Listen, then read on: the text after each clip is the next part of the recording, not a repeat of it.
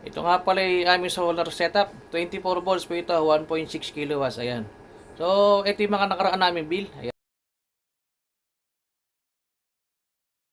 Tapos, meron pa rito, pakikita ko. Ito po yung bill namin nung naka 12 volts pa lang kami. 800 watts yung panel. Hindi kami naka full inverter. Ayan.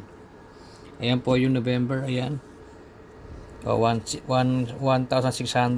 Ayan, puro 1,600 yan. Yung daytime lang po namin nagagamit yung inverter kasi kulang yung setup namin. So, ito naman po yung naglaki kami. Naka ano na kami, 24 volts at 1.6 kilowatts. Ayan. Ito, hindi pa po namin na ano yung buong isang buwan. Ayan. Mga late na to. Ayan, ito yung 1, 2. Pero bumaba na po. Ito po yung latest sa bill ngayon. Ayan. 24/7 niya. Naka-inverter yung rep. Ayan, 630 na lang po yung bill. Ayan. So, ayan, November. Ayan, malaki po diferensya.